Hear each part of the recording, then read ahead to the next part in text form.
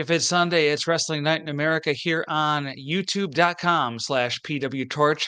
Good Sunday evening for August 25th, 2024. I am Pro Wrestling Torch columnist Greg Parks, and this is Wrestling Night in America talking all in tonight. I'll have Brandon LeClair, my co-host, as per the usual, on with me in just a moment. We'd love for you to join in the conversation and comment in the, if you're watching live, comment on YouTube. If you're watching live and can't stick around to have your question answered, you can email us, wnialivecast@gmail.com.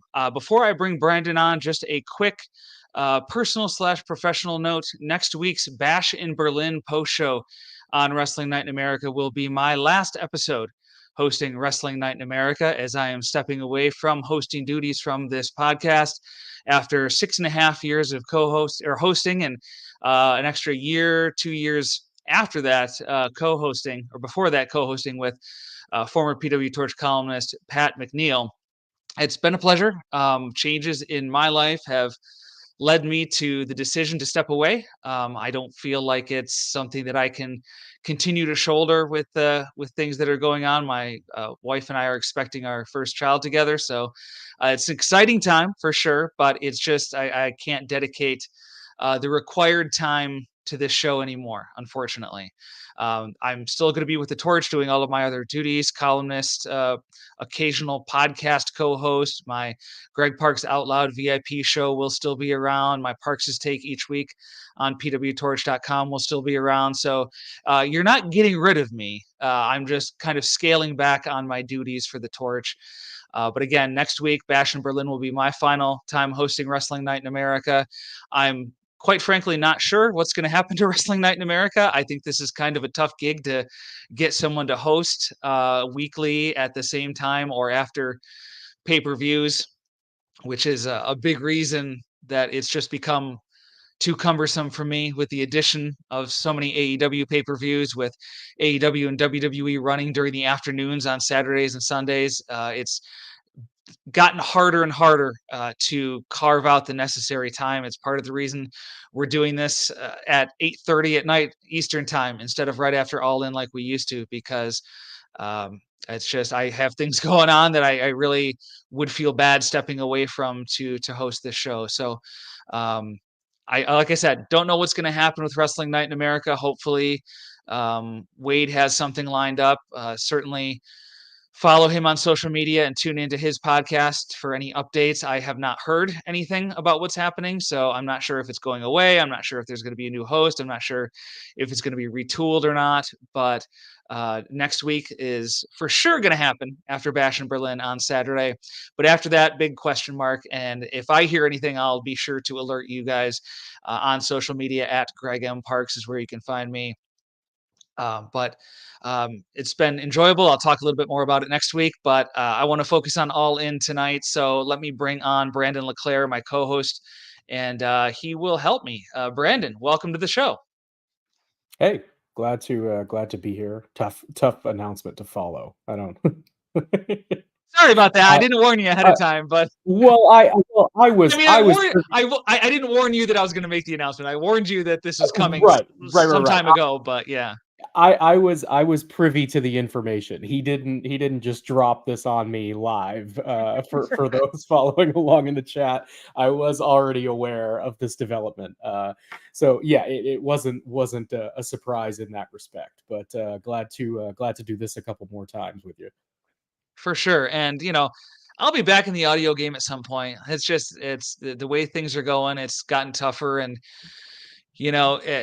I've missed more episodes lately than I've wanted to, and I kind of feel bad relying on Kelly Wells and Nate Lindbergh, who do PWT Talks NXT, have just been so amazing in stepping in for me when I more frequently than I would like to have to miss an episode. And I do feel bad having to rely on them so often because, it is, like I said, it's cumbersome. You have to be caught up on everything because you never know what you're going to get asked in the chat or via email. So it's a lot. So I appreciate them for sure.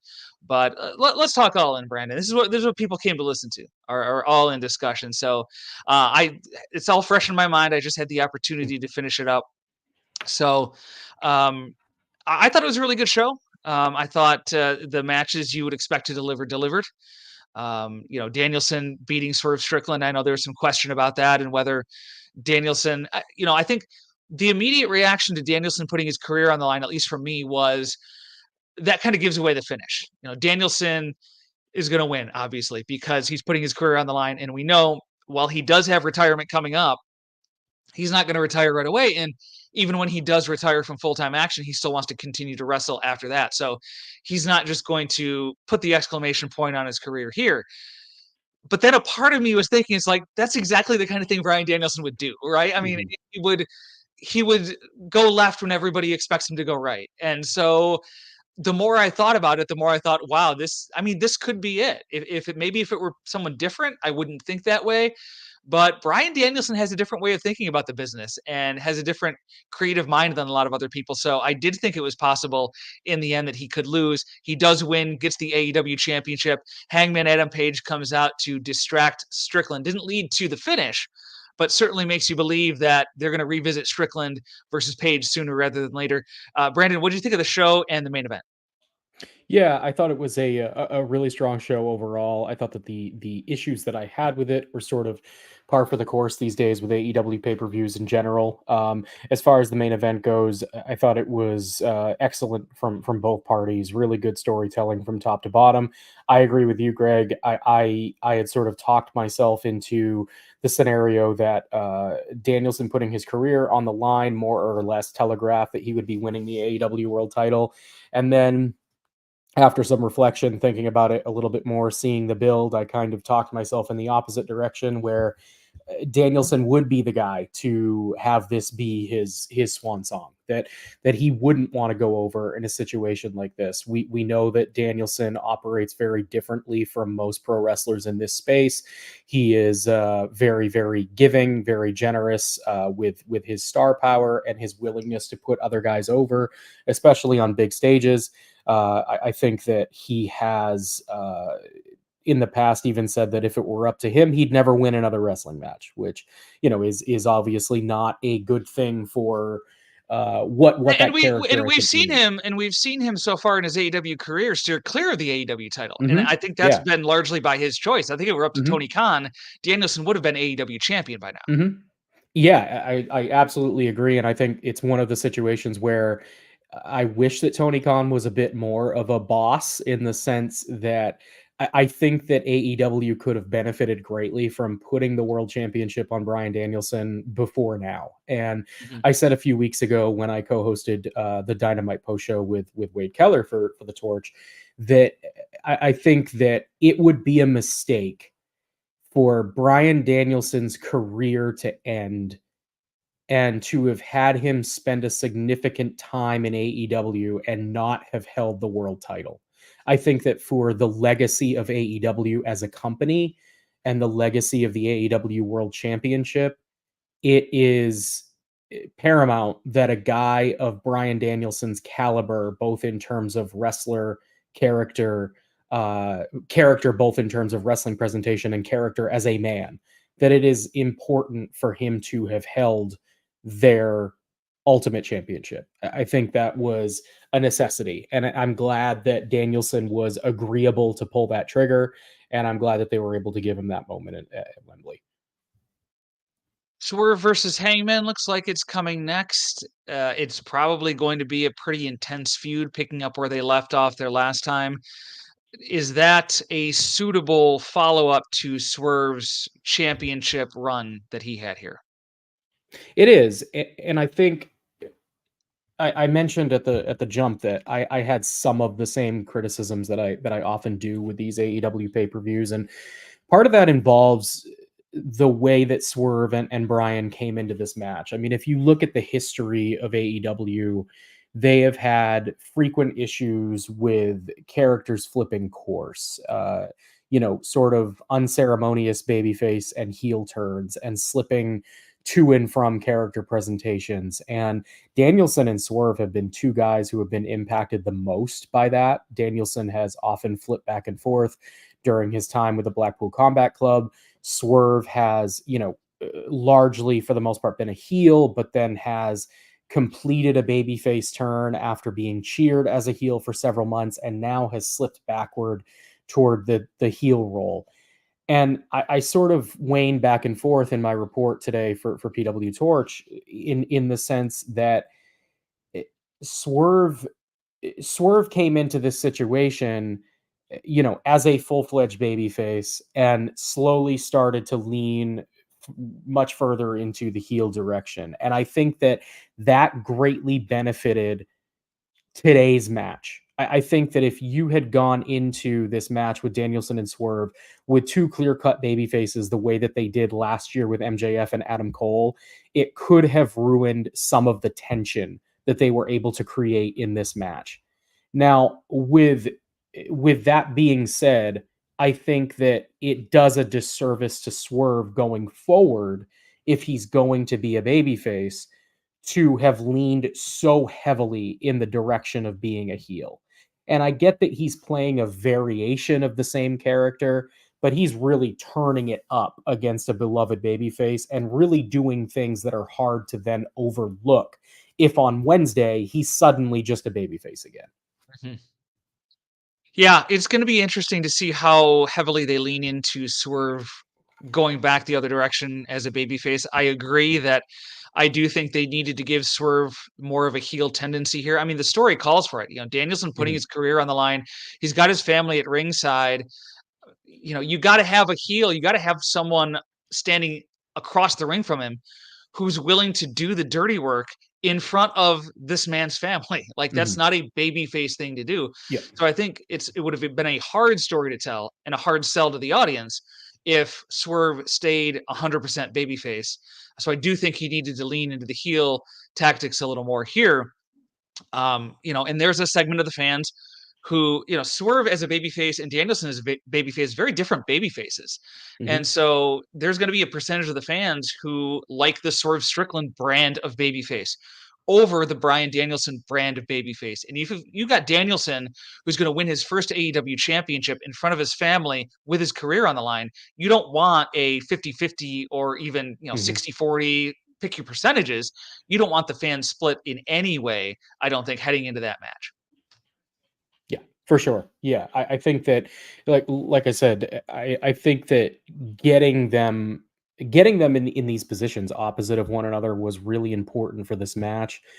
But I think overall, it speaks to that larger issue where they are often too quick to pivot between babyface and heel, especially with Danielson, although he's firmly rooted as a babyface now. But with Strickland, I mean, his babyface run is only a few months old at this point, and now he's going to go back into this feud with Hangman Page and presumably be the babyface after he just got done, telling the biggest babyface in the company, or one of the biggest babyfaces in the company, that he's going to cripple him and end his career and send him home to his family. I mean, it's hard to truly get behind a babyface like that when he is calling back to all of the things that made him a heel during the initial feud with Hangman Adam Page. And now you're asking them to go back to the well there with the roles reversed when Strickland is reminding people why he was such a bad guy in the feud the first time. It's counterproductive. And I get that they're going to say, like, oh, it's 2024, we're beyond the heel babyface thing. And yeah, like, that's true to some extent, but like, I think we've seen over the course of time that these stories play out better, they draw more money, they get fans more invested when you have characters who are very clearly defined. And look, you can have three-dimensional characters who have some babyface tendencies and have some heel tendencies. WWE pulled it off pretty well with Damian Priest. What you Mhm. can't have is someone bouncing back and forth between the extremes. Right. Extremely babyface or extremely heel. And Swerve was closer to extremely heel than just subtle heel in this Yes. feud. So if you want to bounce him back babyface as soon as Wednesday, uh, you may get away with that in the short term, but it's not a long-term strategy of getting people to care about a character. So, people bringing up in the chat, this was Adam. The Bell spot was 100% heel. Yeah, definitely. Mhm. So that's no subtleties about that. I mean, really, Right. that's the thing. So let's But you also bring on. can't assume, like, you can't assume that the intent is that he is a heel, because we haven't seen any indication that they are intending to turn Hangman Adam Page. And if they are going Right. right into the renewal of that program, there is going to be a babyface designation. And so by default, it is Swerve. Hmm. Yeah. Yeah, I don't get the sense that Hangman is turning babyface anytime soon. I No. feel like he just turned heel. So we're going to go to Sean from Murfreesboro, Tennessee, pwtorch VIP member who is patiently waiting. Sean, good to see you here on this Sunday night. Good to talk to you again after a pay-per-view. You can be like Sean and go VIP, pwtorch.com/go VIP, and you can join in on the conversation with us. So, Sean, what did you think of All In tonight? Well, first, Greg, I got to say, I'm definitely going to miss you on this show. I've, called in obviously for a long time and been on here quite a bit, and I respect how, even keeled you are. No matter the ups and downs of the show, you always do your job in a really cool way, and I'm excited for you. I'm excited for all the stuff you're still doing, but I'll miss you on this show, man. It won't be the same having you on here, so I wanted to bring that up first, and thank you for what you've Yeah, I meant to the show. appreciate it. I'm gonna miss it too. The first week that it's Sunday night at 8 p.m. and I don't have anything to do. There's gonna be, there's a hole to fill there. So but yeah, I'm excited. It gives somebody else the opportunity. I go back to when I first started doing audio for the Torch and as a contributor before I was elevated to columnist. And James Caldwell, the former assistant editor of the Torch, Yes. got a hold of me and he's like, "Hey, do you want to do audio for Raw reviews?" And I did. Every other week, it was me and Jamie Pennick who would join James That's for really fun. the post show Raws, and that kind of got my foot in the door of doing audio. And it's been so fun to talk to so many contributors with the Torch here, and I just kind of hope that someone, I certainly don't hope the show goes away. I know it's going to be tough to get someone to have that consistent schedule each and every week. But I do hope it continues, and I hope that someone picks it up who's a contributor and someone who wants to take on a little more on their plate and kind of move up the ranks in the Torch. I think that would be really cool. So always appreciate your insight, Sean, and appreciate the kind words each and every week that you're on. Absolutely. Brandon, it's always a pleasure talking to you, my friend. I know how you feel too. I've had some family stuff come up here.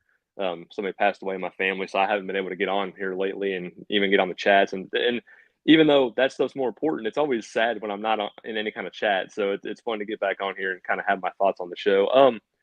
What you were talking about, I thought it was a good show. I mean, I definitely enjoyed the show. It was one of the shows I've liked the most here recently of all the AEW shows I've watched. It was good seeing a big crowd like that. It's always fun when AEW's got good crowds like that, cheering them on, and the crowd was definitely into it. I thought the crowd liked most everything they did, and so that really helped the show a lot. But going back to Danielson, I have a lot of thoughts on it. I know what you guys were saying, and I don't disagree that it's good to have Brian Danielson, like you said, on the lineage of the AEW World Championship. I do think it should have been a lot earlier, and you can't, as Azan said in the chat, you can't rewrite the past. I mean, the past is what it is. But I just think Brian Danielson is at a spot in his career where he doesn't need a title to be one of the best in the world, one of the best in this industry, one of the best in AEW. And I think a lot of the booking of him, whether it's been him booking himself or Tony booking him, I don't think it's been very good. I was anticipating a lot better for when he came to AEW, and I don't think it's been very good at all. Getting with the Blackpool Compact Club to me has been very convoluted. They were faces, they were heels. Now he's just, being cheered as a face, which he should be because he's a phenomenal baby face, one of the best to ever do this. And the celebration was, really, really cool. I just didn't think it should have been today. I just think Swerve is on a really good run as champion. And I feel just to have a little 3-month run or whatever this is, I don't know if it really helps the title, helps the lineage of it. I just think it's going to be bouncing around because Danielson's not going to be around that much longer. I mean, he'll be around, But my question was, the match was really good. I love that. I love the Hangman Swerve stuff. That's obviously a good route they're going to go to keep Swerve busy. But I just think Swerve should have won. And then do you think they're teasing Christian in any way when he won that gauntlet? Do you think they're teasing Christian as the first challenger for Danielson? Because I like Christian. He's done a really good job as a heel. I think he's fine for what he's done. I think he's done a really good job as a heel. But at the same time, he just lost to Swerve in a title match. I don't really think he needs to. And he's getting a title match anyway because he won the gauntlet. But do you think they should go to that right away, or where do you think they go with that? Because, I mean, I think it'll be a fun match because Christian's a good heel to work off of. But, and how long do you think Danielson's going to hold? How long do you think he'll stick around? Because I just don't see it being too much longer. Yeah, I don't think Danielson is a long-term champion. I think a Christian Cage challenge for the title to me is not a pay-per-view main event. So if they decide to do something on TV, maybe that's something you do, a special edition of Dynamite or Collision or whatever the case may be. They could always build Christian up. He's a great heel, but he's challenged for the title before. I'm not sure there's anything really terribly unique about that. I think Darby Allin also has a title shot at some point coming up. Right. That one may already be scheduled too. And I think Danielson versus Darby Allin is a really intriguing match for a couple different reasons. Certainly, stylistically, it's a clash, but I think Danielson has prided himself in his AEW run on working with such a variety of wrestlers. And I think Darby Allin represents a type of wrestler that maybe he hasn't wrestled yet. So I think that's going to be really cool. As far as Swerve, I was okay with him losing here. And the reason I'm okay with it is I don't think it really damages him to lose to someone like Bryan Danielson. As you point out, Sean Bryan's booking has not been what I think many people expected when he signed with AEW, but he still is a legacy star. He still has the support of the crowd. I mean, you saw the crowd react to him tonight. So they still treat him as a star. The one thing that I take away from this that really gives me hope about Swerve's future is I really don't think this is his only title run. Like I think he's got more in him. So as short as this title run seemed, in 2024, where honestly, major titles are kind of held sometimes too long. So I do think it is worth it to break it up and do shorter reigns every now and then. I think that's valuable as a storytelling device. So it does make titles feel more in jeopardy in the future when there are title matches that are not a year out, where people are used to wrestlers holding titles for a year. But I do think Swerve is a guy who is going to hold the title again in AEW. Now, that's not to say if they decided to have Swerve win here, I would have thought that would have been the worst thing in the world. I don't. I don't think this is a match that you said you had to have Bryan Danielson win. But I agree with having Danielson win. But Brandon, where do you fall on that in terms of Swerve Strickland here, and what would have been your take had he won? Would that have been a good call, or do you think that it was 100% Danielson needed to win here?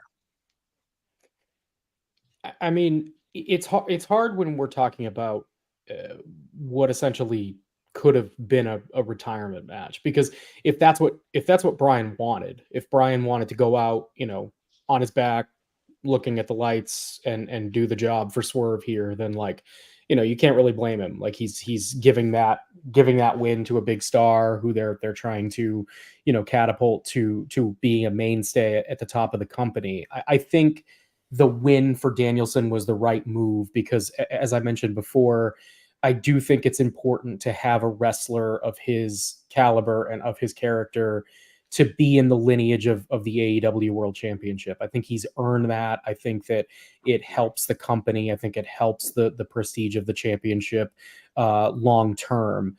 But I don't at all disagree with the notion that it could have and probably should have come earlier. And I think that is the knock on a lot of what AEW has done booking wise since Bryan got to the company, and what I think the situation Tony Khan often finds himself in, which is being deferential to the individual wants and desires of these wrestlers instead of doing what is best for his company. Bryan Danielson is a guy who very easily could have come in and had 1 or 2 reigns at the top of the company, and we wouldn't be talking in 2024 as his career winds down about him needing to have a run with that championship for the purpose of legacy. Danielson is his own worst enemy in a lot of senses, not just because of his tendency to you know fake injuries that scare the crap out of fans and take you out of matches, stuff like that, but also because he is so giving and so apt to not put himself over too much, that he sort of existed in his own universe for much of his run in AEW, similarly to Cody Rhodes, who sort of shoehorned himself out of the title picture after losing to Chris Jericho. I think everyone looks at that and says that that was a mistake in the long run, and that it hurt Cody's overall legacy in AEW. And I think Bryan Danielson did much of the same. Danielson just wanted to wrestle who he wanted to wrestle in 20-minute matches on any television show that AEW could put him on, and he didn't care if it made sense. He didn't care if he was the babyface or the heel in the match. He didn't care if he won or if he lost. And what we wound up with was just a series of really good wrestling matches that just meant nothing. And to me, Bryan Danielson, like someone like Sami Zayn, is one of the best wrestlers in the world, not just because he's incredibly talented in between the ropes, but because he makes you feel things in the course of the stories that he tells. And they did not tell enough stories with Bryan Danielson. Mm-hmm. Yeah, I agree. And going back to what you just said, again, that spot in the match where he drops him on his back and they had the doctors come out, like, come on, guys. Like, he fell on his back, for crying out loud. It was a regular spot you see in any match, and they're stopping the match for like 2 minutes while the Swerve's having to sit there like a dope while they're checking on him because he's so-called his neck's hurt. He's got to stop that. Like, that takes me out of these matches when he does that. He doesn't need that to have a great match. Honestly, I'm glad that, like, I completely agree. Do away with the doctor spot entirely, but I'm glad that the spot where they did it actually looked safe, and I wasn't legitimately did Bryan just break his neck? Because there have been like probably 3 or 4 times where they've done that move, and it looks like Bryan just killed himself. Yeah, I just didn't like it. You just don't need to.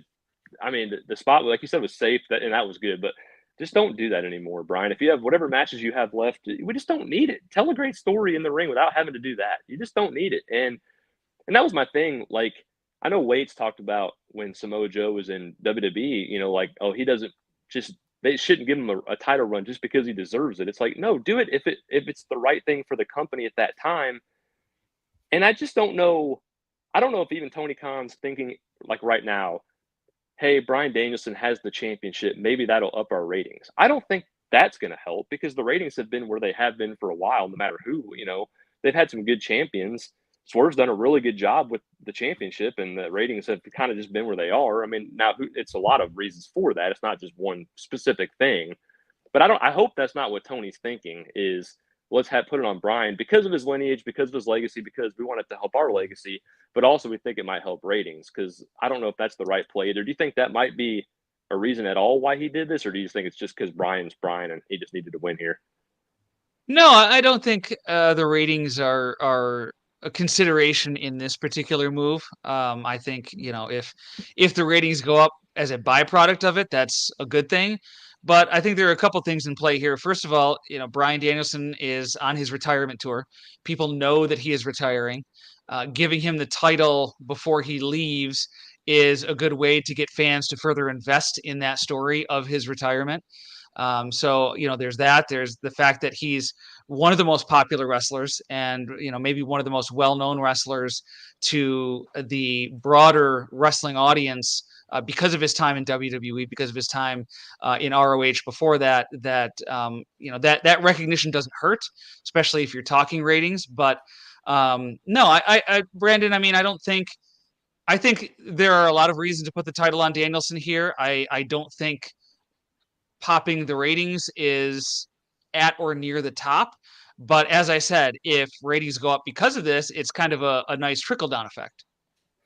Yeah, for sure. I mean, I don't discount the idea that there's a possibility that just the general intrigue of a major title change and a big moment like that could somewhat pop a rating this coming week. But it seems like they've really sort of hit a certain watermark that they're not really going above or below right now. And I think that in order to change that in a positive direction, it's going to take more than just a Yes. title change on a pay-per-view. So I don't see that being a driving factor in this. If anything, I think that it's more likely that Tony just has a unbelievable amount of reverence and respect for Danielson and wanted to award him. And whether or not that is, a sound business decision is up for debate. And, we'll see based on the way the next couple of months of creative go with Danielson, however long he holds that title. I had mentioned with Wade the last time I was on the post show with him that with Darby Allin waiting in the wings here for Grand Slam at the end of September, it seemed like that would be a situation that could be the time for Danielson to drop the title. And after Darby's appearance tonight, I just completely wound up feeling totally different about that. To me, that it doesn't feel like that should be a consideration at all anymore, given the way that the Perry Allen match went down. But I don't know. I don't see the Danielson run being particularly long, but it feels like it might get past that late September mark now to me. I know, I'm not the first one to bring this up, but there's been the idea that Danielson, now that he is champion, could go and say, okay, the next time when I lose the title, that's going to be my retirement. And so you've got that as a possibility as well, as a storytelling device. And, that could be something, if you're really concerned about ratings, you could have Danielson wrestle on TV. For example, Christian, who's got a title match coming up. You could do something on TV in the hopes that maybe people will tune in thinking they might be seeing Bryan Danielson's last match. So again, the ratings could be a byproduct of Danielson's winning the title. You could maneuver his booking in a way to try to draw more viewers to television. But I don't think that was the primary driver of making this booking decision. Sean, anything else for us tonight on All In? Yeah, just a couple quick things. The first, the next match I wanted to ask you guys about was just kind of the Mercedes and Britt match, which I was excited for in the sense of I wanted to see how Britt was going to perform in a big match like this, because I don't think she's been very good in the ring. She had the good match with Rosa, the no rules match and all that stuff. Like, she's had to have a lot of weapons, a lot of things to have really good matches with. So I was really curious to see what she would do. And I was pretty underwhelmed. And Mercedes can usually work with anybody, and it usually be a pretty great match. I didn't like this match, honestly. I thought they didn't work really well together. I thought a lot of the spots just felt kind of weird and kind of slow moving. And I just didn't think this was, again, a good performance from Britt. So I wanted to hear what you guys thought about the match, kind of where Mercedes is going, and where do you think Britt will go now that she lost? Do you think she's going to get a rematch and they might try to do a better match, for this next coming part of the feud? Or where do you think both of them go after this? What do you think of the match? I thought the match was good. I think Mercedes Moné is a wrestler where her big matches tend to feature a couple spots that are a little too ambitious, and they don't end up working out. And you just kind of have to deal with that. And I think Britt is similar, where I think they're both very good big match wrestlers.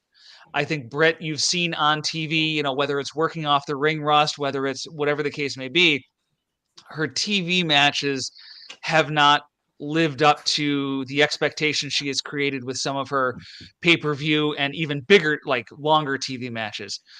So she's kind of in the same boat sometimes as Mercedes, where it feels like she likes to really experiment with spots that don't always turn out smooth. And that's just kind of, your mileage may vary on that. If those take you out of the match, then it's going to bring the match quality down for you. If you go in knowing that they may try some things, they may not all work, but they're going to be ambitious, and maybe that's a plus for you, then maybe you don't take off as much for the match quality as someone else would. Brandon, what did you think of the match? As far as what's next, I guess I would not be surprised to see a rematch. This does not feel like the end of Mercedes versus Britt. It does feel like there's more you could get out of this. Now, whether that's right away or whether that's 6 months down the line, if they revisit it, I don't know. Certainly the AEW women's division is stronger now than it was when Britt left, however long ago that was, over a year ago, I believe. So there are more potential challengers for Mercedes, and there's a lot of interesting matches for Britt Baker too. So they may want to explore some of that and kind of rebuild Britt for a rematch with Mercedes, perhaps further down the line. Brandon, what did you think of the match, and where these women go from here? I thought the match was fine. I think I was a little lower on it than you, Greg. I had it as my second least favorite of the night, ahead of only Jericho and Hook. But I don't say that necessarily to disparage it, because I thought it was a strong night overall in the ring. There was definitely some rust there on Britt Baker's part, as to be expected after largely being out of action for close to a year, and really only doing like the one squash in the lead up. I think, Greg, you nailed it. Mercedes is sort of apt to try a variety of different things that maybe are a little bit too ambitious. And when you're working with someone who is undoubtedly a notch or two below you in terms of in-ring ability, coupled with the fact that that person is also trying to overcome, some significant ring rust, it leads to some clunky spots that don't work probably as well as you're hoping, or as they might in a more advantageous situation. I think that Britt is going to have a bit of a hard time adjusting here, because in the time that she was away, the AEW women's division has improved dramatically. And I think in a lot of ways it has surpassed her in-ring ability. So she's going to have to rely quite heavily on the character work, which I think that she's very good at, and is a large contributing factor to what got her here in the first place. So, I think that there's still a place for her, but she did seem rocky in this one. Monet was Monet. I mean, we kind of know what to expect from Mercedes at this point. I thought both women came off like stars in their initial introductions, even if the crowd reactions died off a fair amount once they really got going. I really liked the power slam reversal spot off the top. That was one of the highlights for me. But yeah, I was a little let down by this overall. I think that there's certainly a chance that they revisit it. It could be in the near future, or could be later down the road. This felt like a definitive, clear win for Monet, but it didn't feel like they settled their issue. Mm-hmm. Just a couple comments from the chat real quick before we go back to Sean. Adam says Britt wants to work a style she can't. She needs to work a more deliberate and mat-based style. And then Darrell says, I don't know if the AEW women's division is stronger. We have to see how Mariah May does, not being in a story with Toni Storm. And certainly that's all we've seen of Mariah May. So that's a fair, I don't want to say it's a criticism, but it's fair to wonder, how does Mariah May do outside of the ecosystem that she's built up with Toni Storm? Because we know they've been pretty successful in establishing her within that ecosystem. So Sean, back to you for anything else you have for us tonight. Yeah, so the last thing I was going to bring up, I guess, was going to I thought it was funny, real quick. I thought it was funny when the Jericho hook, obviously I was not looking forward to it going in. And so I really thought they put the Taz spot in there just to get the fans to get excited, because there was nothing else to get excited about in that match. That match was so dull.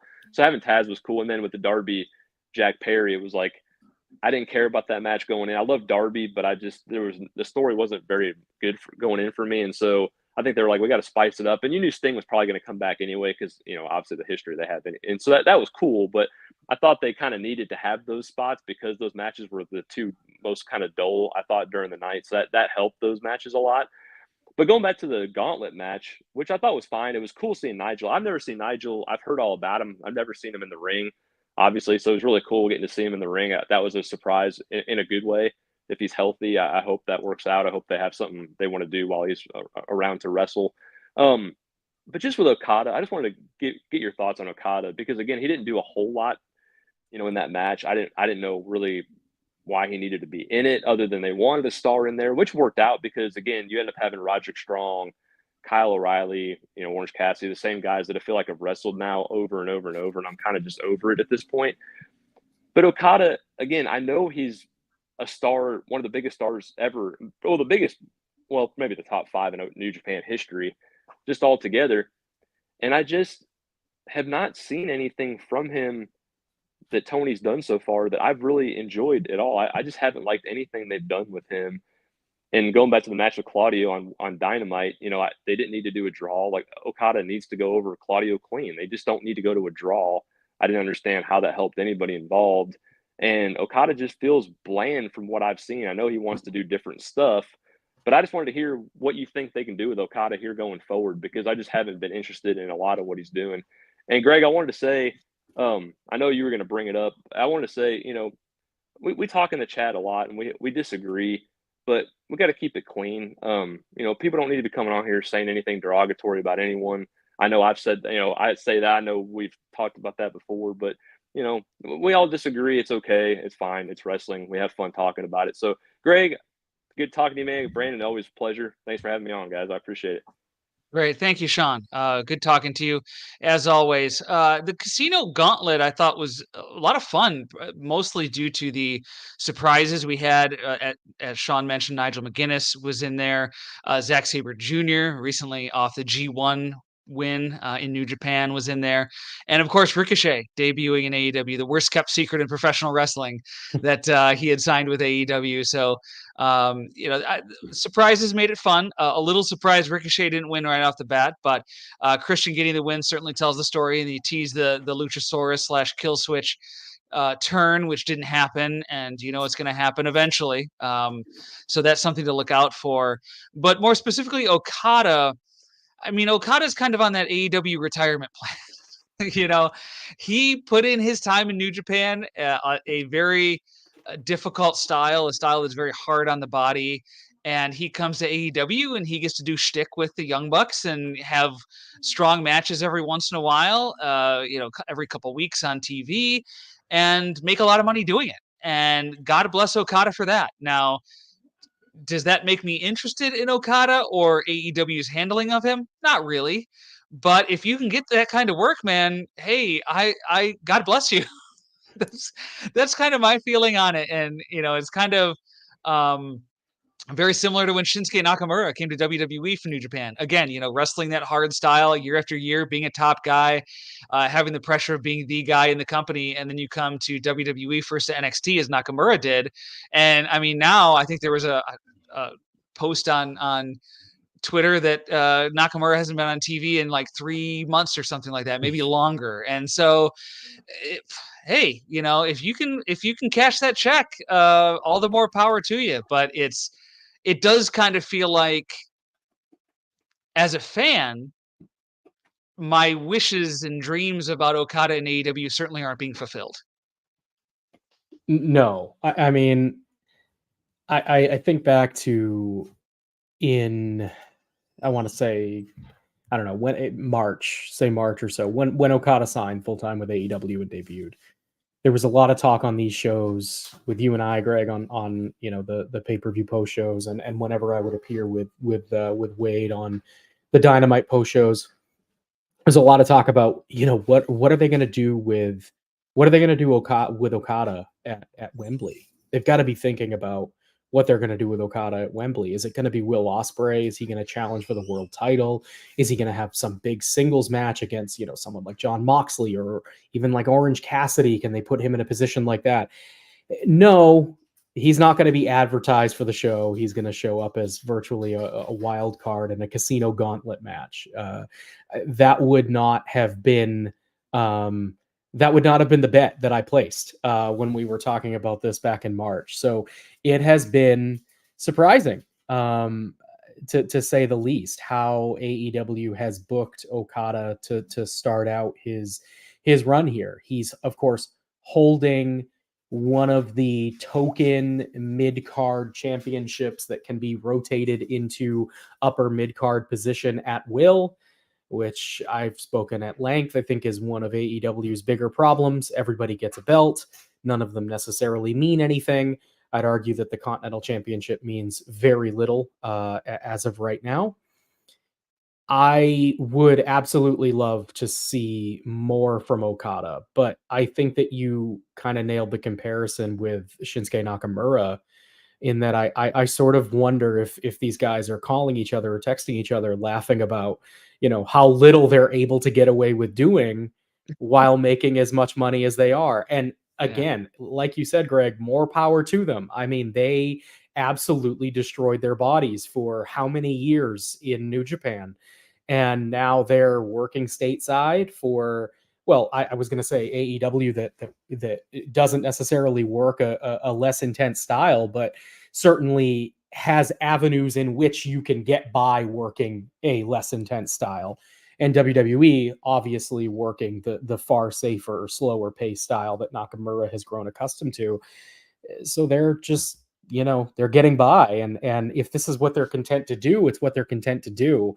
I mean, do I think that even if Okada doesn't want to be the 60-minute, in-ring king that he once was, do I think that they could still get drastically more out of him than what they're doing right now? Yes, absolutely. And that's part of this iteration of the elite, I think, just floundering in a really big way, thanks in large part to what appears to be just a very lackadaisical, disinterested demeanor from the Young Bucks. Mm-hmm. Yeah, for sure. I mean, Tony Khan has brought in major stars before and settled them into a role below, I think, fans' expectations for them. And that's not to say that Okada can't rise above that at some point. There may be a time booking, if they plan it out well in advance, months in advance, Okada may have just come in at a time where they just didn't have anything at the top of the card for him. So they put him in with the elite so that he's going to be seen. He's going to be in an important position alongside the Young Bucks who are in this major storyline so that when the time comes, and who knows, it could be against Bryan Danielson at some point. But there could be time for him to move up to the main events. But I think the criticism of what he's doing now is that it's potentially damaging his character for when he does get to that point where AEW decides to rocket him up to the main events. As the AEW audience who may not be familiar or super familiar with his New Japan work, are they going to accept him in that role after however long he's been cast aside the Young Bucks? I think it's going to be interesting if we ever get to that point, because there's no guarantee we do that either. We do have another VIP member standing by, patiently waiting to go on air with us. So I'd like to welcome Azan in. Azan, we've gotten emails from Azan over the years. Azan's been in the chat here on YouTube, but now we get to see him in real life. So Azan, welcome to Wrestling Night in America. I want to say thank you for all your work, Greg. You've been like the Ned Flanders of the pro wrestling game, and I appreciate everything you do. So my question, what do you think about the presentation of Pac tonight? I felt that AEW always like to push him strongly in a weird position. Like he got the big trios win. Some reason he came out with the BCC during the whole celebration. And what do you think of the whole idea of like Pac? Like, I don't know what Tony idea that he had to keep him strong. What do you think about that? Yeah, Pac is an interesting guy because he always seems to be on the periphery of some of these groups. He's never, his character is just not, doesn't play well with others, so to speak. And so him being associated in this way, he wins the trios title in the London ladder match, the first match of the show, alongside two members of the BCC, and Claudio Castagnoli and Wheeler Yuta. And then, as Azan mentions, comes out to celebrate. And I say that in air quotes because he didn't do much celebrating. He looked very awkward being out there celebrating Bryan Danielson's win, which I'm sure was the intention. But Pac's booking, Brandon, has been so stop and start during his AEW time. It seems like they'll push him for a little while, and then he's off TV for a couple months. And this is not exclusive to Pac. I think that's a complaint we have a lot of about a lot of, or not a lot, but some top tier wrestlers in AEW is that they just disappear for a time and we don't ever really know what happens to them. And then they just magically reappear for another 2-month run or whatever like that. So Pac has been more of a regular now, and hopefully it stays that way. I think I don't know what to make of this pairing with Claudio and Wheeler Yuta, and the absence of John Moxley, which was mentioned in the chat earlier, and if that plays into it at all. So, Brandon, your thoughts on the booking of Pac here, being a part of the BCC Championship with the trios? It was weird. I think Azan kind of hit on it. It felt a little out of left field. It was clear that they had something else in mind. So rumor has it, for those that weren't aware, this apparently was supposed to be a trios match between the Patriarchy and Death Triangle. And of course, Penta and Rey Fenix no longer available. They are supposedly WWE bound. And so it seemed like Tony made a call that he promised Pac a big moment at Wembley because Pac missed out on last year's show. And I think that there was a strong desire to get him on the card and get him in a prominent position. And so the solution, rather than moving him into something different, was to sort of create this random combination with Claudio and Wheeler, who also didn't have a spot on the card. It's not my favorite kind of booking, and I thought that this was a particularly strange choice, given that in a ladder match featuring 3 established groups of trios, the one who won was a group of 3 guys who had never teamed before. And that's typically not what I want to see for, strategic long-term booking. This felt like a Zack Ryder at WrestleMania moment where you just kind of have a plan going in. You really want to get that title on that specific guy, even if it doesn't make a ton of sense, and you don't necessarily have a plan coming out of it. Maybe they'll surprise us. But generally speaking, I haven't been that enthused with the way that the Blackpool Combat Club has been booked as a whole. So I'm not necessarily expecting that to change just because they're paired up with Pac. I would love to see the trios titles go away entirely. I think that AEW would be much better served focusing on having a larger variety of really talented tag teams in the tag division. And I think that putting so many of those guys in a trios division that has been pushed so far down the card that it rarely ever appears on Dynamite and instead is relegated to stuff like Rampage and Collision. I think they'd just be better served taking a lot of those trios teams that they have and moving the tag teams into the tag division. But alas, we'll see where it goes. Pac, definitely a guy that has been affected by stop-start pushes for sure. I do think more so than some of the other guys, that has been because of visa issues. But still, the point stands. I mean, he really, has lacked consistency since his arrival.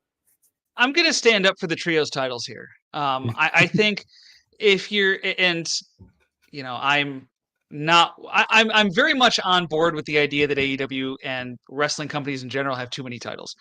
But I think the trios title is unique enough. It's not something WWE has. It's not something any other major company in the United States has, where I think it's valuable for that reason. And if you're AEW, you've really got to look at how can we be different than other companies. If you want to get rid of the TNT title, if you want to get rid of the American/international title, whatever, go ahead.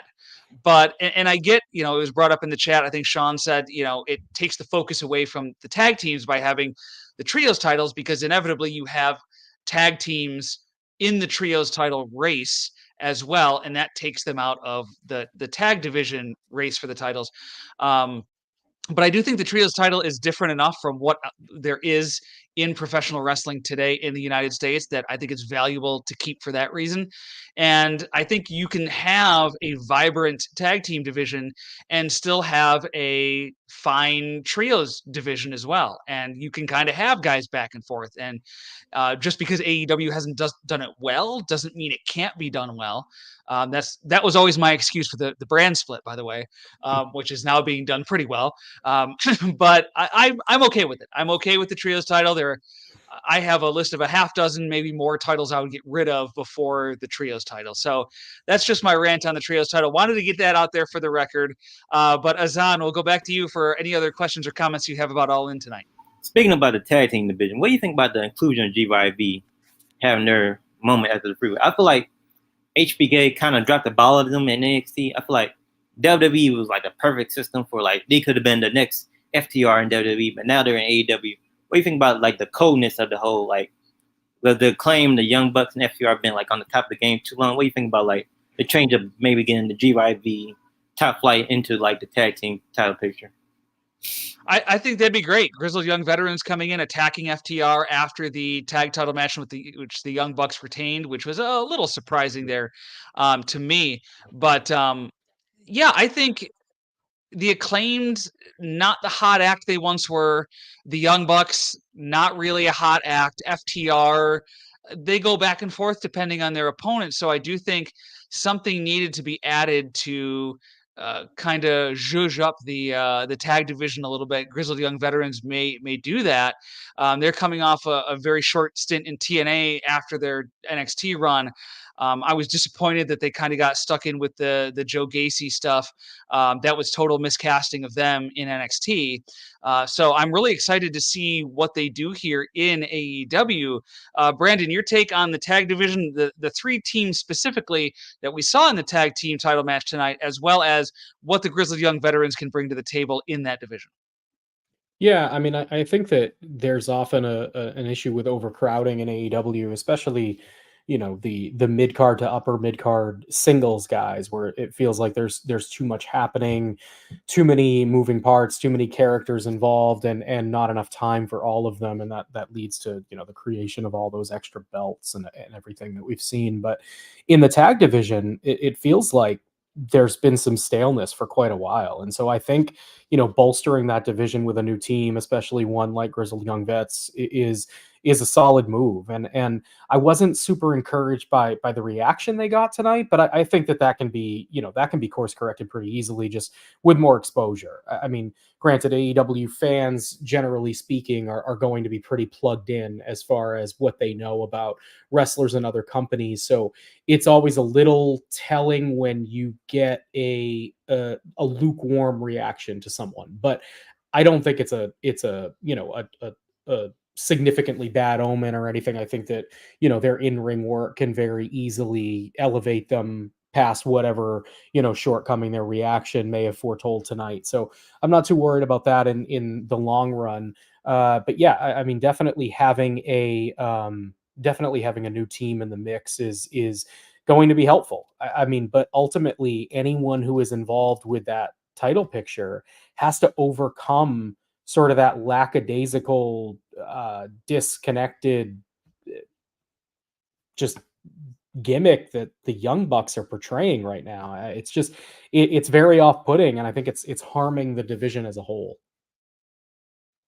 Azan, do you have any other questions for us here tonight? Yeah, what do you think I know Darby Allin usually go all out for like crazy matches, but I feel like tonight's match was pretty tame considered Darby and Jack Perry's been doing fire, blood, chair shots to the head, glass. I feel like this was like the tamest Darby Allin match on pay-per-view I've seen in a long time. Yeah, it was tame until you realize that a lot of the punishment he took was with his arms behind his back or bound up. It's like there's nowhere to break the fall. So even tame looking moves can be 50% or more dangerous when your arms are tied behind your back or your arms are bound up or your legs are bound up. So I'll give him that, and I also do think it's good that, it's not a next level up, because I do think as he gets older, he needs to learn how to pull back at times, and that not every match has to top the previous one, because you get into really dangerous territory if you're trying to do that month after month, especially as AEW is adding pay-per-views to their schedule, and Darby Allin is consistently a featured player on those pay-per-views as well as in TV matches. So the fact that it was not as, or the feeling was it was not as crazy as other Darby Allin matches, I take as a good sign. Brandon, what do you think of the match and Darby Allin's the level of gratuitous violence that was featured in this match? Yeah, I thought that I commend them for going the more reserved route here. That's not something that you often. It's not often that I can commend Darby Allin for practicing restraint, and I think that we got some restraint today, and that's a good thing overall for its place on the card. Knowing what had come before it, what was still to come after it, and also knowing that they had the Sting appearance in the can too. I think that it's important to pace yourself and pace your spots and know when to turn it up to 11, and this was not the time. And I applaud Perry and Allen for recognizing that. With that said, like, I didn't think the match was particularly strong in any way, but it was really striking to me, and I'm glad that we're getting into it a little bit because, like I mentioned earlier, I had sort of pegged Darby Allin as a potential candidate to be the one to pull the title off of Bryan Danielson should he win tonight, given that he's got this title match coming up at Grand Slam at the end of September. But I thought they sort of really took that out of logical consideration with this match. I mean, he was not given much at all. I mean, aside from the couple of glass spots that Perry took in the beginning, he was taped up within just a few minutes of the opening bell, and then the vast majority of things from there on out were just Perry dominating him. And I don't think that that is a sight that you want ingrained in people's heads if you're going to turn around a month later and put a world title on the guy. So to me, this just knocked him completely out of contention. I wouldn't even be considering it at this point. And I'm not sure that they ever were, and I'm not sure that they aren't still. But for my money, they made a pretty clear decision tonight, and made it clear that Darby is not a world title contender at least right now. Zan, do you have a final question or comment for us before we let you go tonight? Yeah, what do you think about the Will Ospreay MJF match? And you feel like Daniel Garcia and MJF is like the match doing it all out, or you should say that for down the road? I feel like Daniel Garcia needs a big win after that big beatdown a couple months ago. There's always a match on these post pay-per-view shows that we do, Brandon, that I'm surprised it takes us so long to get into. And we're an hour into the show, an hour plus into the show, and this is the first question comment about MJF versus Will Ospreay. I'm not really sure what to make about that. I know that there were a lot of other interesting things going on that people want to talk about here on this show, but Will Ospreay winning the American/International title over MJF, Daniel Garcia returns to not necessarily help Will Ospreay, but he created a diversion at one point, a distraction for MJF. So that got a nice pop, and it certainly seems to indicate, based on the usage of him in such a big and such a hyped match on this show, that I kind of look at it like Hangman getting involved in the main event. That obviously got to set up Hangman Swerve Strickland here at some point. Daniel Garcia getting involved here, it's got to set up Daniel Garcia versus MJF at some point. Whether it's All Out, whether it's Grand Slam, who knows? AEW has a lot of big shows coming up. But I thought it was a really good match. I thought it was one of the best matches on the show, as you would expect.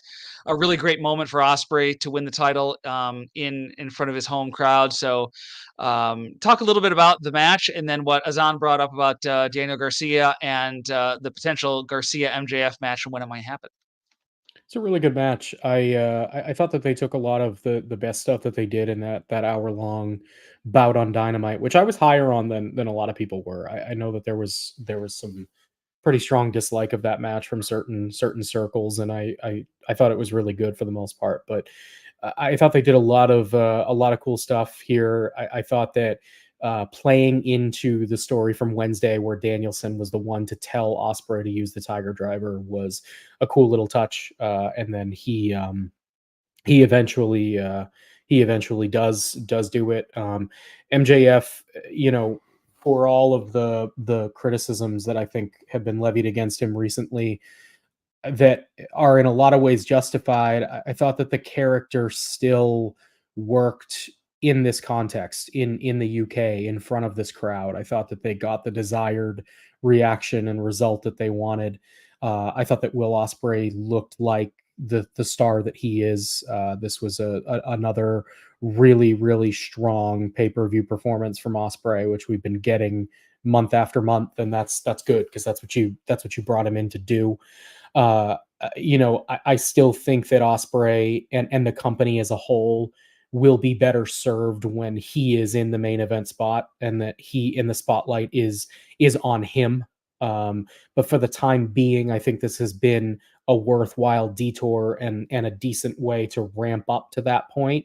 And I like that Garcia got involved. I think that, I don't think that they needed to do the mask spot. I think you're just swerving for the sake of swerving. Like you swerve that.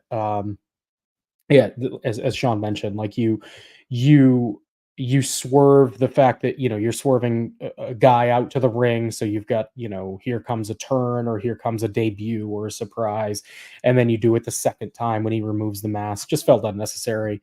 Everyone knows that Garcia is in, a feud with MJF. Just have him come out there. I think you basically get the same effect. I'm looking forward to a program with the two of them. I think it's going to be make or break for Daniel Garcia. We're going to really see if he is able to really exist in this upper echelon of single stars in AEW. I do agree that MJF probably needs to win the first match, and then depending on how things go, maybe you return to it down the road, and you have Garcia go over if it feels like he's getting the reaction that you want, and being being put in the position that you think that you need him to be in order to get him a win over a guy like MJF. Ozan, really appreciate you calling us up tonight and giving us your thoughts on All In, as well as your questions. We'll talk to you again soon, hopefully. All right, have a good one. All right, thank you. All right, Brandon, before we move on, there's a couple other matches I want to hit on before we go here tonight. Sticking with the MJF Will Ospreay theme, several months ago, I did a 12-minute hot take on the pwtorch YouTube channel with Torch editor Wade Keller, talking about Will Ospreay at All In. I think a lot of people expected Will Ospreay to win the world title at All In over Swerve Strickland. That didn't happen. Now that we've seen everything play out from that point to now, do you think it would have been better served for Ospreay and for AEW to have Will Ospreay have beaten Swerve Strickland in the main event of All In, like so many people expected him to do all those months ago? Or do you think the way that it played out, where you get Will Ospreay a title win in a major match against MJF, and you get to have Bryan Danielson win his first world title against Swerve Strickland, do you think that was the right choice? Which choose your own scenario would you have preferred now that we've seen it play out to this point? I'm surprised that this is my answer, but I think I come down on the side of that they made the right call. I think that Danielson in this position was a really fun story. We finally got to see Bryan in a true angle, in a big time main event emotional story, which I think is something that I've craved from his run in AEW. I think a lot of people have craved. As I mentioned, to start the show, I think it's very important that Bryan holds the title for the legacy of that belt. I think it's good for the company. It's good for Bryan. It's good for the championship. It's good for the fans. And I think, they're playing the long game with Will Ospreay. I don't think that they could have gone wrong if this was the coronation of Ospreay. And I think that's kind of how I feel about it too. Like, I feel if you had done Ospreay versus Strickland, if you'd held off on that match and done it in the main event tonight and have this be his crowning moment, I think it's the kind of coronation that might help AEW. We're talking about the ratings. We're talking about just the product doesn't feel hot, and that's something I'll talk about a little later on with All In. But I think if you crown somebody as the new guy in AEW, I think that would have the potential to move the needle a little bit moving forward. Now, Bryan Danielson could do the same thing, especially if he goes into the stipulation that I talked about earlier, where he could say, hey, I'm the champion right now. I've been talking about retirement. Next time I lose the title and I retire. That has the potential to do the same thing. So I agree that I think either one, I don't think there was necessarily a wrong choice. One may have been more right than the other. We'll see, and we can debate that. But I don't sit here saying, boy, AEW really blew it by not having Will Ospreay have faced Swerve in the main event here. And they could have. There could have been scenarios where I think that opinion came to pass. I think that there are other directions that they could have gone that would have been far less satisfying. I think that they sort of had a confluence of circumstances that allowed them to sort of achieve best of both worlds. I think if we were talking about a situation where it wasn't Bryan Danielson's retirement year, if he wasn't talking about going out and ending things on his own time, I question whether there would have been another satisfying angle that they could have taken that didn't involve Will Ospreay in the world title picture. I think that having Danielson under the circumstances that they had him really gave them flexibility with this show. And I think they're lucky to have been in that position, because otherwise I do think that it would have been time to pull the trigger on Ospreay.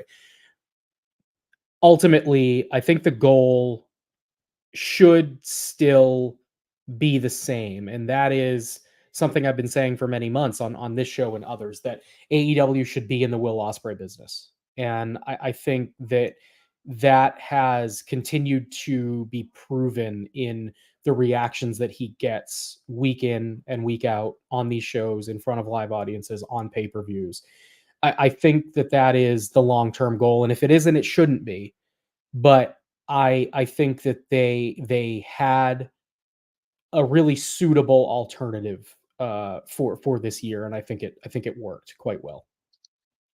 There's been some conversation in the chat as we were talking through this match about Daniel Garcia and MJF, and how MJF now needs to win that match, and what that could do to Daniel Garcia if they have him come back in such a prominent role and have him lose to even someone the caliber of MJF right away.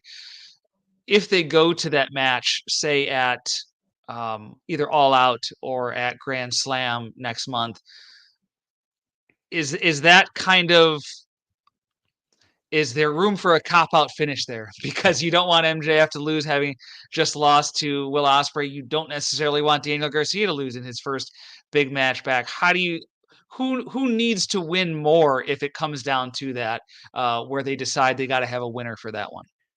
I think it depends on what you view as Daniel Garcia's ceiling. I mean, do you look at Daniel Garcia as potential future world champion, or do you look at Garcia as a guy who can anchor your upper mid card? And that sort of gives you your answer. I think right now the easy answer is to say that MJF probably needs the win a little bit more than Garcia needs the elevation. I also am not necessarily of the belief that losing to MJF pushes Garcia down the card. I think that Garcia is seen as at least a notch, probably 2 notches below MJF's level at this point.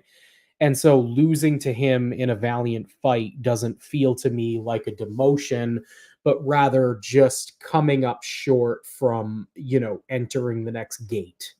So I think that it's probably more important for MJF to get the win here and then revisit the match either right away or down the road if you feel like there is a groundswell of momentum under Garcia. But I don't think that they have the answer yet as to whether or not that they pull the trigger on that. And I also want to be clear too that, like, I don't think that MJF necessarily gains a ton by beating Garcia. I think with him, it's more about just maintaining the status quo and not being demoted down the card by losing the championship to Will Ospreay and then immediately losing to a guy who is seen as a couple of notches below him. Mm-hmm. So a couple matches we haven't talked about yet I want to touch on. Before we do that, let's go. We got a couple emails, so I want to get to those as well. Zach in Texas, who I saw was in the chat earlier, sent us this email. He says, fellas, what a show. Closing with the greatest to ever do this, holding the world title over his head while the final countdown blared in the arena and his family and friends surrounded him was quite the moment. Ospreay being treated like a god in England was amazing, and that Tiger Driver 91 was the huge spot I predicted it would be in my column. I'm glad to see Daniel Garcia back, and I assume re-signed. If Mariah May wasn't the most evil person in wrestling, she certainly cemented that today by slapping the hell out of her own mother. Beating Toni Storm with her move was the perfect capstone to this star-making story. Maybe the biggest win tonight was the build for All Out. Ospreay, Pac, MJF Garcia, Grizzled Young Veterans, FTR, Hangman Swerve, Statlander Willow, maybe Mariah Mina, and maybe Nigel Bryan. That's quite the card for a 2-week turnaround. I'm already starting to get excited, Zach in Texas. So, that's something we haven't talked about, is that very quick turnaround to All Out. And do you agree with Zach that they set a lot of intriguing stuff up? We don't know that all these matches will pay off there necessarily, but AEW certainly does, coming out of All In, seem like they have a lot of options for that All Out card. Yeah, generally speaking, I don't think there's a good defense for back-to-back pay-per-views like this. That's not to say it can't be a good show. I mean, All Out was a solid show last year. I know a lot of people were much higher on it than I was, but still, I mean, regardless, a good show. As AEW pay-per-views often are. My vote would still be firmly against doing pay-per-views separated by 2 weeks. They gave it an extra week this year, but last year it was 7 days apart, which was just ridiculous. They've set some stuff up, but none of it is going to feel like it's been built to a point of feeling like a pay-per-view match, which I think is sort of the issue, is that you end up having what winds up being a very good wrestling show, but one that just feels very underbaked because there's no way that they can build 2 pay-per-view cards at once. So you get a lot of just like thrown together stuff that is really good in the ring, but doesn't necessarily mean a whole lot. So yeah, I mean, I would pretty firmly vote against that format, and it seems like they might get away from it next year, although maybe not. I mean, maybe All Out immediately follows Forbidden Door. I'm not sure, but I would vote for getting away from this format, undoubtedly. I mean, yeah, there's some interesting matches that they can put together. But yeah, generally speaking, just against the format. You kind of alluded to this in your answer there, All In next year being in Texas at Globe Life Field instead of in Wembley. Do you see All In still having the panache within AEW as a pay-per-view next year that it has had the last 2 years? I mean, AEW has kind of treated it as its WrestleMania the last couple of years, being in Wembley, 80,000 fans last year, 50,000 fans this year. Now that they're going away from that, they're still doing a stadium, but not as big. Do you see AEW still making it out to be as big of a deal as it's been made out to be the last 2 years? I think so. I think that they'll try to hype it up to a significant degree, and I think they should. I mean, if it's going to be their one stadium show in a given year, then they should put everything they can behind it. I mean, they've had really, really good crowds in Wembley. The last 2 years, some of the best crowds really in AEW history. The pay-per-view crowds tend to be pretty good in general, and hopefully that continues in Texas next year. I mean, I don't see any reason why they shouldn't continue to consider this show to be their WrestleMania equivalent. I know for a while there it seemed like Double or Nothing was kind of in that spot because it's sort of like the anniversary pay-per-view, but I think that All Out or All In has sort of presented itself as a bigger show just in terms of presentation. I mean, you're obviously going to have a much better feel when you're in a large stadium that's well attended and well lit and looks the way that it does. I would definitely say, you know, they should continue to push this as their big event, and having it in the middle of summer is interesting too, because it's more of it's able to stand on its own a little bit better than I think the show does now. I mean, right now you're sharing the same month as SummerSlam, putting it in July, you differentiate it a little bit there, and then you also get it away from the All Out brand. So I think having it in July is a plus overall, and moving it around is good too. I mean, hopefully they get a lot of cities that are interested in it, the same way that they are, you know, WrestleMania. So next email is from JB in Detroit. He's got a couple of rapid fire things we can talk about here. His first comment, he said, I thought the Sting surprise was a nice touch. Is there any chance that Sting will be watching over Darby in what is presumably Darby versus Danielson at Grand Slam, perhaps even if he's just brooding in the rafters? I think you got to be careful at how you use Sting with Darby Allin going forward, because I don't think you want him lording over Darby and being the helicopter parent. I think for a moment like this, you know, when the Young Bucks were going to light Darby's coffin on fire with him in it, it made sense to bring Sting out, especially given the gravitas of the event, all in Wembley. I don't think you want to make that a consistent theme. Now, maybe you could argue, hey, Darby Allin's getting a real world title shot. He's gotten title shots before, but he's got a real possibility of winning this one. Does Sting come in to give him advice or something like that? What do you think Sting's role will be, if any, for Darby Allin when he faces Bryan Danielson, presumably Bryan Danielson at Grand Slam? I hope it's minimal. I would prefer it's not at all. If at all, probably. I mean, Yeah, I mean, if they want to put Sting in the corner, you know, whatever, so be it. I think that you run the risk of um,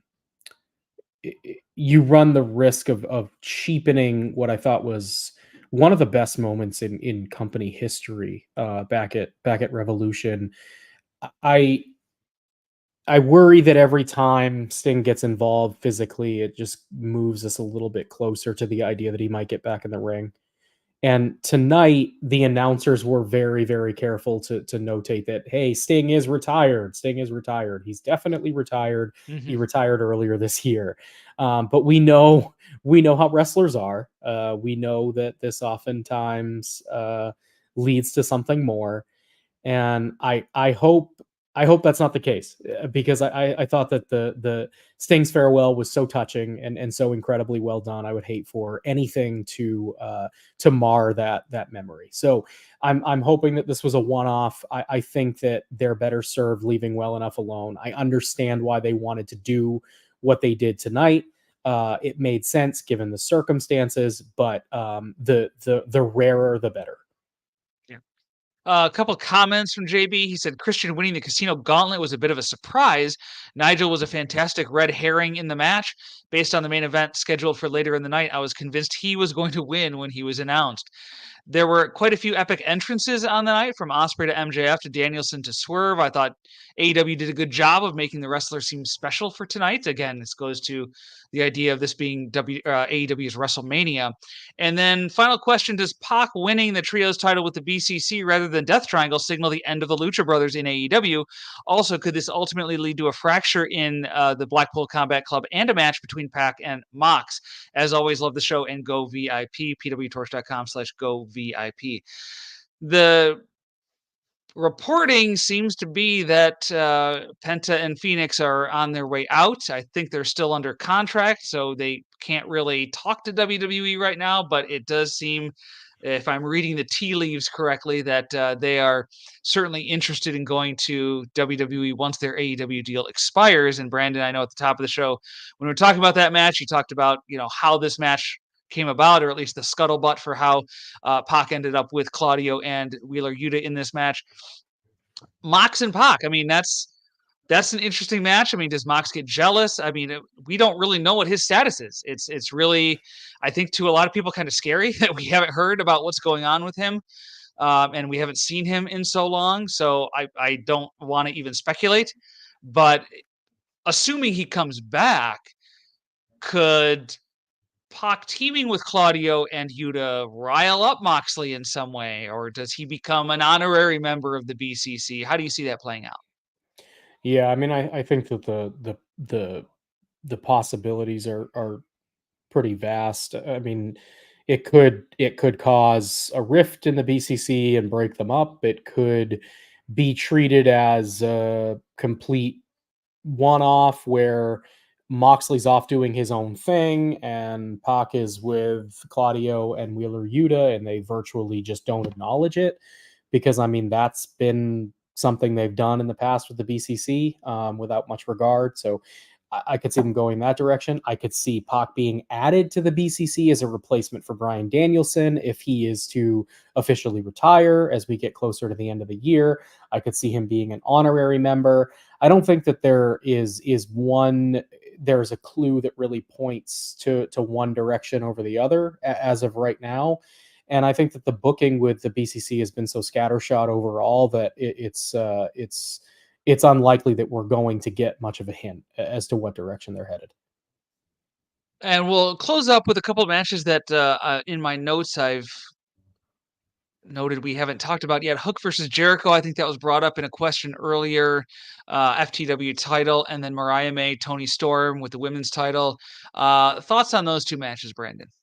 Yeah, very different thoughts between the two. I'm sure. Let's go with the bad first. I thought that the Jericho Hook match was the low light of the show for a variety of reasons. Hook was not over in the way that I anticipated that he would be in this match, and I think that is largely because people are so disinterested in this Chris Jericho character.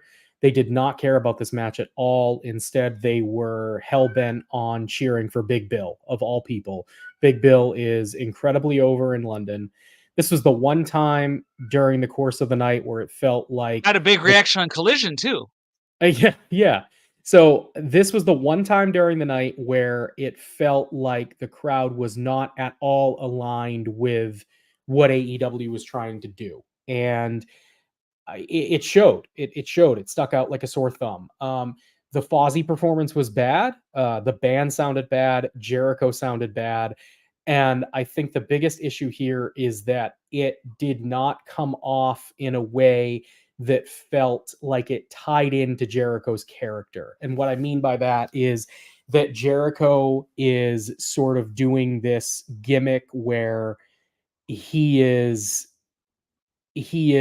as over the top and annoying and as disingenuous as possible. See, I think it did, because what does every fan complain about? Musical performances on pay-per-views. So if Jericho is this oblivious guy, what is he going to do? He's going to do a musical performance on pay-per-view. Like, that is okay.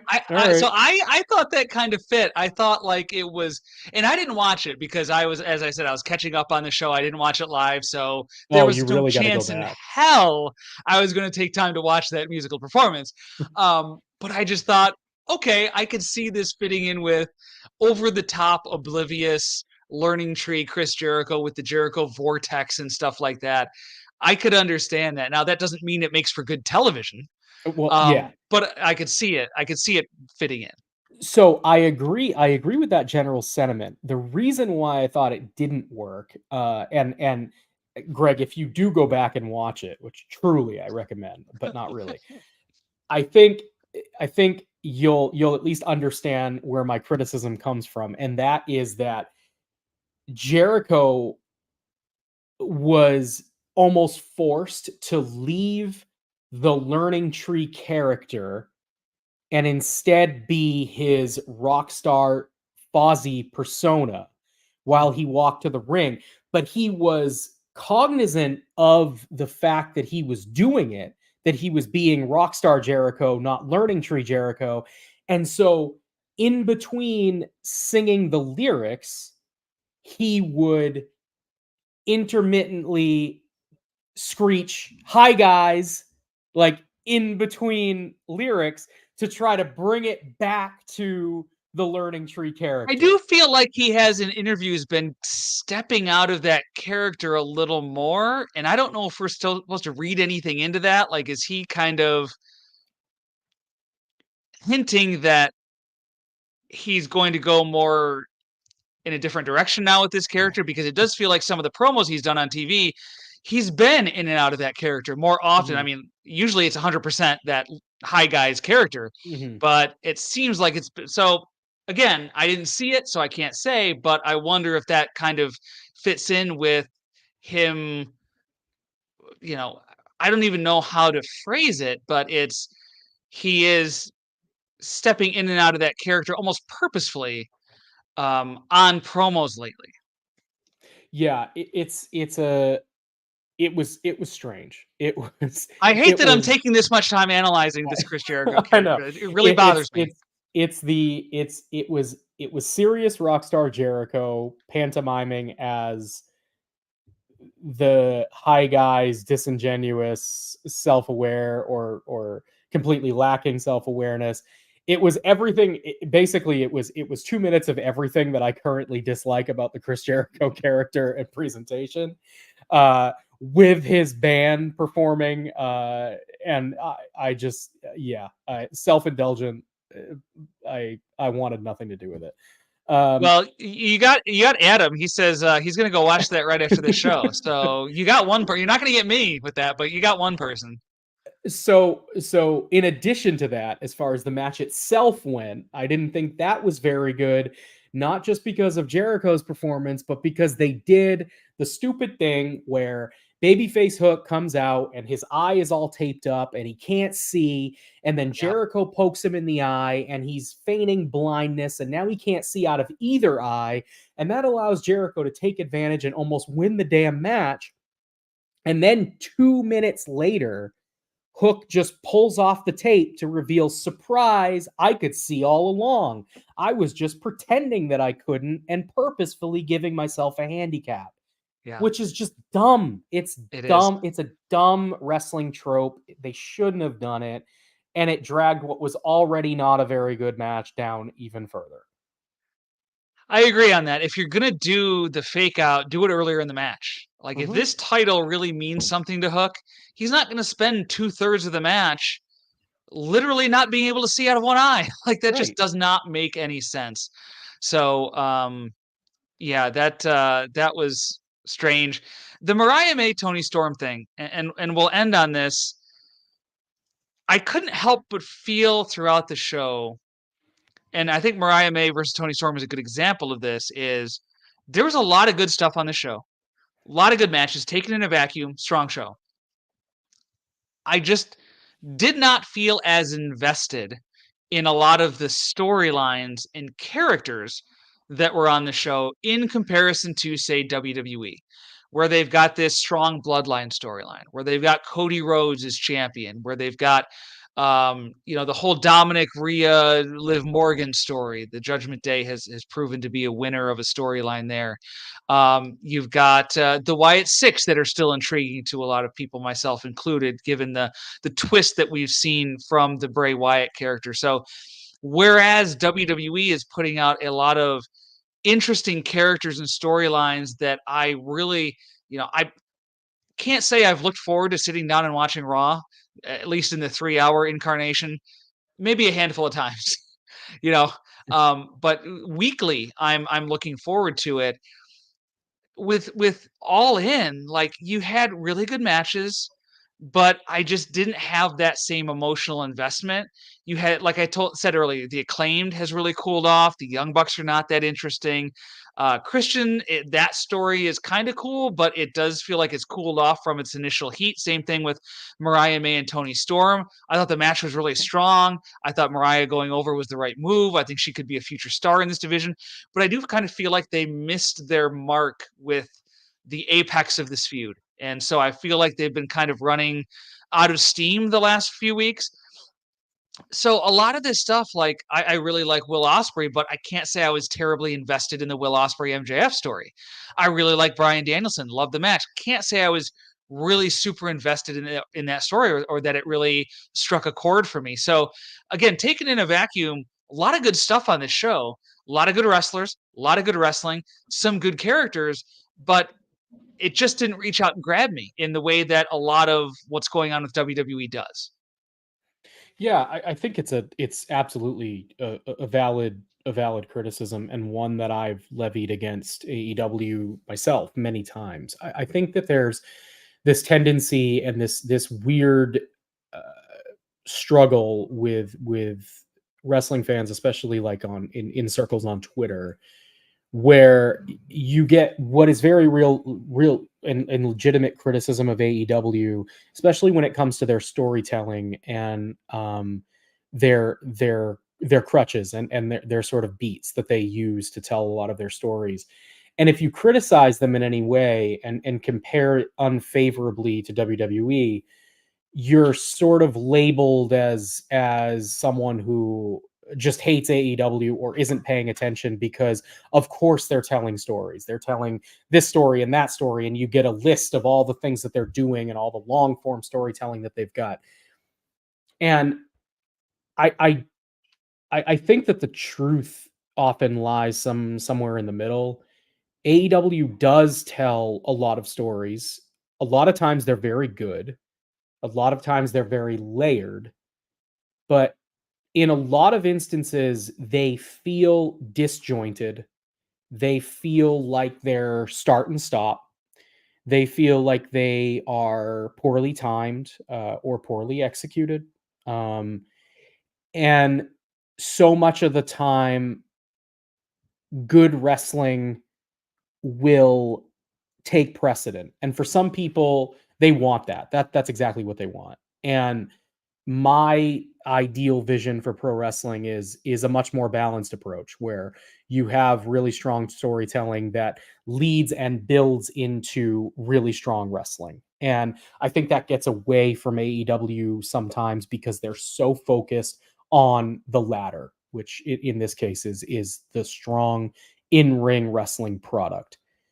I would say more invested in a lot of the stuff that a lot of the stories they were telling tonight than I have been past pay-per-views, especially something like Forbidden Door, which I think they throw a lot of storytelling out the window in favor of just let's get this dream match, and put these wrestlers against each other that you won't otherwise see. And we can't necessarily tell complex, compelling stories because these wrestlers aren't available to us on a week-to-week basis. That is very much not my type of pro wrestling, in the same way that it's not my style when WWE would do the brand warfare stuff at Survivor Series. Doesn't click for me, doesn't work. I thought that most of this card did a better job. I mean, you had what I thought was a really compelling story with Mariah May and Tony Storm. I really liked what they did both in the lead up and in the match tonight. I was invested in the Swerve and Danielson match because I thought there was a level of unpredictability there. Just be like working myself into a shoot, so to speak, in the sense that, like, yeah, it doesn't feel like they're going to retire Danielson in this match, but at the same time, seems like something Brian would want to do. So yeah. I don't know. It could go either way. I went back and forth on Ospreay and MJF because I thought that some of the promo work was really strong, and I thought that some of it was too inside baseball, as people like MJF are apt to do a little bit too frequently for my liking. But then there was definitely stuff that felt cooled off, and I'm looking at like the triple threat tag team championship match, for example, Mercedes Moné versus Britt Baker, which started out strong and then kind of cooled off a bit as well. So it was a mixed bag in terms of storytelling, as I think these shows often are, but it didn't stand out to me as much as some of the shows in the past have. Yeah. Yeah, and I think that's kind of the situation AEW is in right now. I think it's reflected in its ratings, and I think it's reflected in its live attendance at many of their TV tapings and things like that, where For sure. the majority of wrestling fans don't feel like it is a hot product right now, and that's being reflected. So again, strong show, but you know, there's always the but, right? So that's all in tonight. Brandon, we'll catch you right back here next Saturday after Bash in Berlin. So go ahead and I'll let you plug what you do for the Torch and where folks can find you on social media. Sure, you can follow me at LeClair12 on Twitter if you'd like. As far as my Torch contributions go, I cover the alt perspective reports for all WWE pay-per-views or PLEs and AEW pay-per-views. And then I join Greg on Wrestling Night in America after those shows, at least for one more week. And I too do not know what the future of Wrestling Night in America is, and if I will be continuing to do these after pay-per-view shows. But I can say that regardless of the situation for All Out, I will not be part of that particular show one way or another. But yeah, you can catch me on those shows, my coverage of the pay-per-views for the Torch, and then occasionally every few weeks or so with Wade on a Dynamite or Raw or SmackDown post show. All right. We'll talk to you next week, Brandon. Thanks for joining me tonight. Yeah. And we'll talk to everyone next week. Again, it's going to be a special Saturday show right after Bash in Berlin goes off the air. We'll be on the air here on pwtorchdailycast.com and the PW Torch YouTube page. Because if it's Saturday one last time, it's Wrestling Night in America.